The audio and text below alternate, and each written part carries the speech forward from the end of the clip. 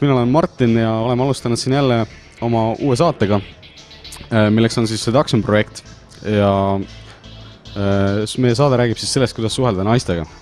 On meil siis kohe olemas siin ka esimene osaleja, kelleks on Venno ja on ka siis teine saatejuht, kelleks on Aleksander ja hakkame siis pihta saatega. Et Aleksander küsib Venno käest siin paar küsimust ja räägime siis täpsemalt ka seda, mida me siin teeme ja mis on meie eesmärgid. Kuule Venno, kuidas sul muidu üldse naistega läheb praegu? Kuidas olukord on? No mitte just kõige parem. Et seal üks naine on olnud ja ega üle ei olegi. Aga mis su eesmärgid on praegu, et kui sa näiteks selle saate läbi oled teinud ja selle projekti, et mida sa arvad ja mida sa tahad saavutada? Ma tahaks, nagu iga mees tahab ilusat Eesti naist. Mitte väga tursket, väga kõhna ja siuke hea iseloomuga, mõistab nalja, teeb ise ka nalja.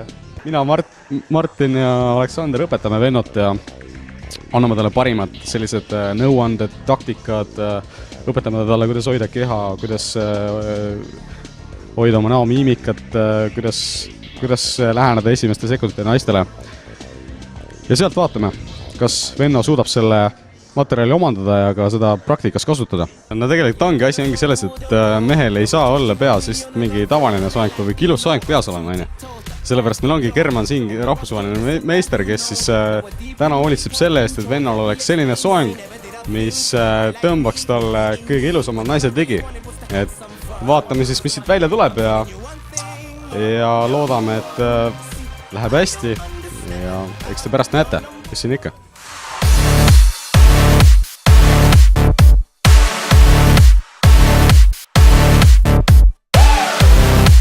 Aga Venno, mida sa ise arvad sellest soengust?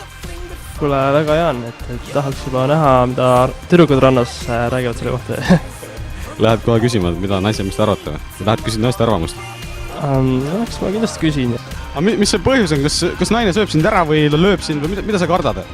No, tegelikult ongi see, et kas äkki tõrjub ära või kuigi loogiliselt võttes on nagu, pole midagi hullu, vaata naisi on palju, aga ikkagi bioloogiliselt on see kartus sees kuidagi. Seda saame ka kindlasti proovida, aga ma arvan, et me võiksime küsida naiste käest, et mida just naised arvavad sellest, et kuidas neile mees peaks lähenema.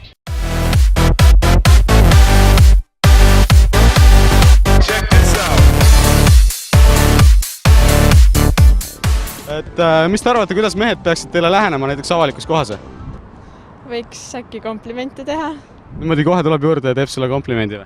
Kas võigi näiteks, et oletame, kui juuksed on ilusti sätitud, et siis võiks öelda, et teil on juuksed kenasti või midagi taolist. Tere! Praegu me oleme siis Club Überblingenis, kus on Dirty Sexy Money pidu. Ja meie teema on siis selline, me küsime naiste käest, mida nad arvavad, kuidas peaks mees lähenema naistele.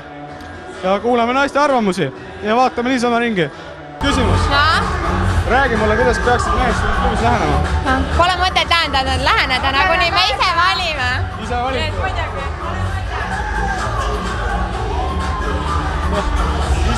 Kuidas peaks mehed teile klubis lähenema? Soliidselt.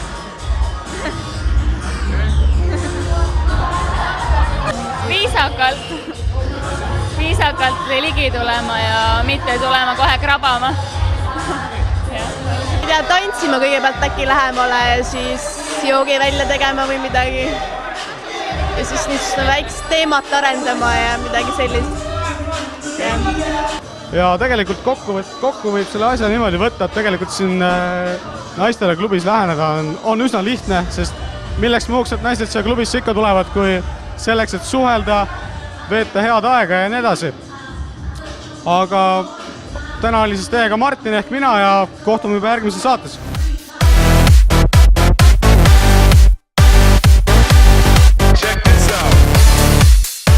Et esiteks ma räägin teile siis paar nõuannet, mida siis mehed võiks mõelda. Et esimesed hetked, kui sa naisele lähened, on kõige olulisemad. Ja esimesed 3 sekundit. Sul peab olema tugev silmside, sul peab olema keha sirgu, pea natuke üleval ja sa pead olema hästi enesekindel. Ja muidugi sa pead ka natukene naeratama. väga lihtsad asjad, mida tegelikult teha.